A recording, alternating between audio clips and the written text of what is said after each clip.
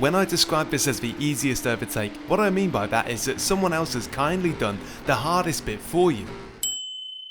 The difference between experienced sim racers and newcomers is recognizing opportunities and being ready to act on them. So let me show you a Racecraft scenario that will happen to you regularly, meaning that if you know what to do, you can use it to keep or gain positions, improving your results and making you feel pretty clever in the process.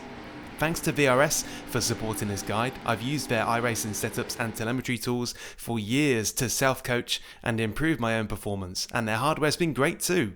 Check the links in the description for more information, including a discount on their shop. When you're lapping by yourself, you have the whole width of the track available and you can move as you see fit. But when you're fighting other cars, you have to drive on the track that is available to you. You cannot just pass through other cars as if they're not there, so there are situations where you want to use a piece of track but can't because someone else is sitting there. This fact can be used by experienced racers against you, but it can also be used by you. It's one of the multiple metaphorical crowbars that can create opportunities in racing. Watch the move first without commentary and then I'll expand on it.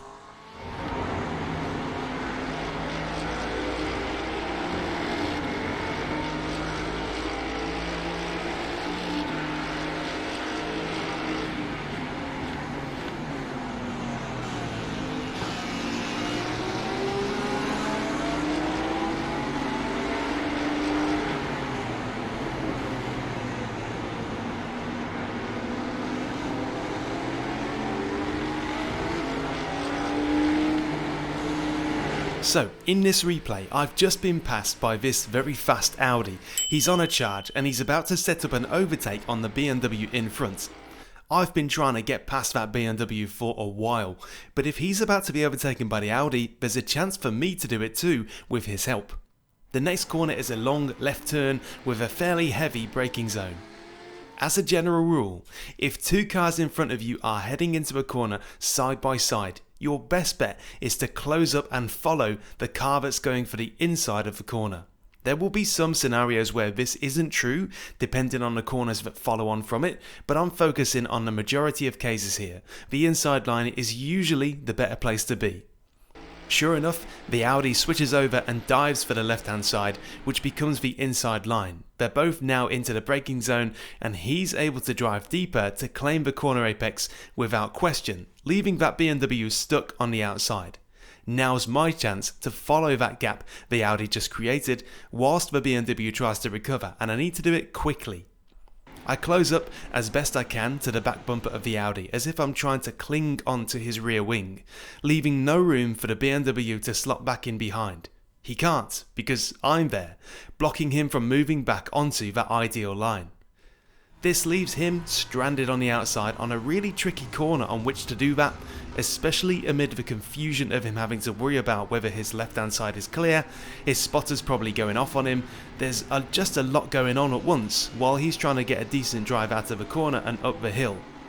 This is a moment of temporary confusion for the BMW created by the Audi, which I'm just taking advantage of for a free chance of an overtake. The rest of the overtake is simply a traction and momentum battle, and the BMW seems to struggle out of the following corner, which gives me the place. I was really happy that it turned out this well, but this isn't really the focus of the video. What I'm showing is how the overtake began in the first place. Don't just watch others fight from the front row seat. You can gain from it if you get stuck in and you have a plan. As soon as I saw the potential for the Audi and BMW to go side by side, I got myself ready to lunge into the inside to follow the Audi through the gap they made. Nothing else really mattered, I just needed to make sure I was close enough to the back of the Audi to block the BMW from being able to get back online. If not for that Audi coming through, I was going to be stuck behind that BMW for a lot longer. He had great pace, I just couldn't get close enough to make a move like that. We were in a stalemate.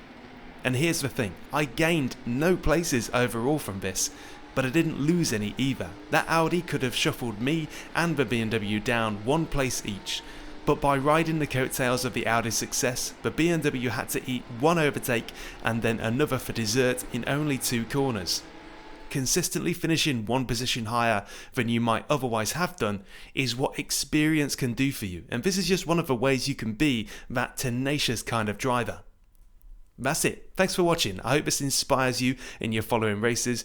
Check my other guides if you haven't already, and thanks to channel partner VRS for the support. Check the description for more info on them, and cheers again.